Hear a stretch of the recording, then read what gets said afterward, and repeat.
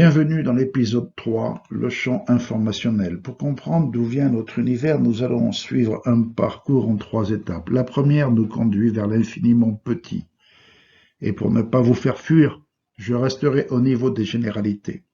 L'objectif est de comprendre d'où nous venons, pas de passer un doctorat. Nous commençons ce voyage depuis l'infiniment grand et les galaxies qui composent notre univers et qui concentrent la matière manifestée.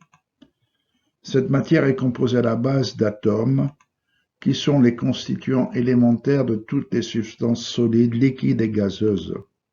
Un atome contient un noyau composé d'un ensemble de protons et de neutrons, et autour de ce noyau gravitent des électrons, excepté pour l'hydrogène qui est le plus léger des atomes, car il ne comporte qu'un proton et un électron. Nous verrons l'importance de cet atome. L'atome est également le siège des 4 forces fondamentales qui gèrent l'univers manifesté. Il obéit aux lois de la mécanique classique. Les composants de l'atome peuvent être scindés en particules élémentaires, quarks et leptons, qui représentent des quantas de matière. Les bosons peuvent être considérés comme le vecteur des forces fondamentales. Chaque boson transporte un quantum d'énergie. Les quantas d'énergie et de matière obéissent aux lois de la mécanique quantique que les chercheurs essaient d'unifier à la mécanique classique. Pour faire simple, la science s'est heurtée à une barrière, dite barrière de potentiel quantique, infranchissable pour ces particules.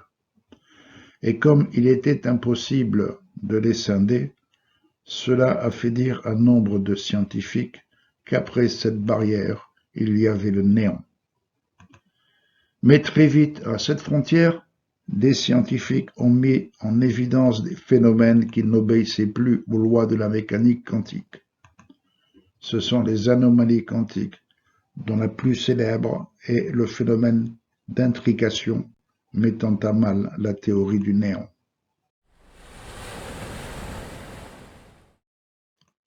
Dans cette étape, je vais partir de l'infiniment petit vers l'infiniment grand pour vous montrer le mécanisme de formation de la matière.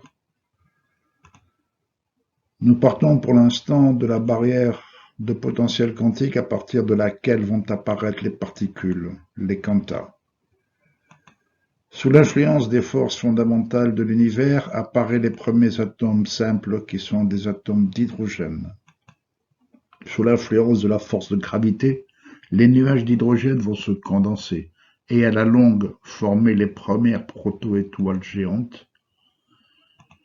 Ces proto-étoiles, à force de s'expanser, de se rétracter, vont au cours de leur vie expulser 99% de la matière qui existe aujourd'hui dans l'univers.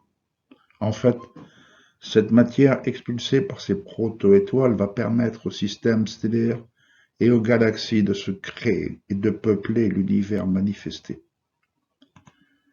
Sauf que ces particules manifestées par des ondes corpusculaires ne peuvent sortir du néant.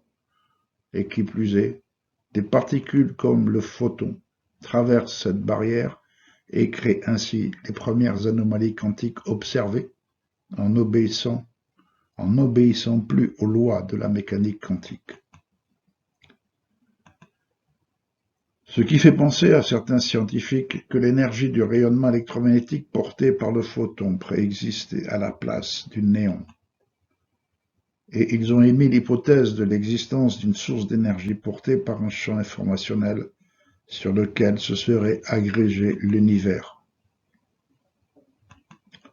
En fait, l'univers serait né d'un immense rayonnement électromagnétique dont on trouve encore les traces dans le fond diffus cosmologique. Rappelons que la lumière est un rayonnement électromagnétique et que l'explosion d'une multitude de photons avait dû embraser l'univers naissant. Rappelez-vous de l'enseignement de Thoth, l'ordre qui a créé la lumière et le Verbe, et de la lumière a émergé l'univers et la vie.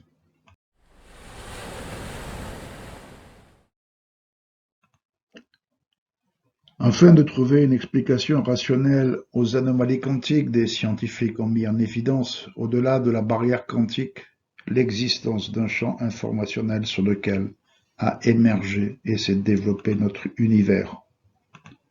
Ce champ informationnel est le substrat des émergences des énergies, des forces, de la matière et de la vie. C'est en fait la part consciente de l'organisation cohérente de notre univers et de son évolution.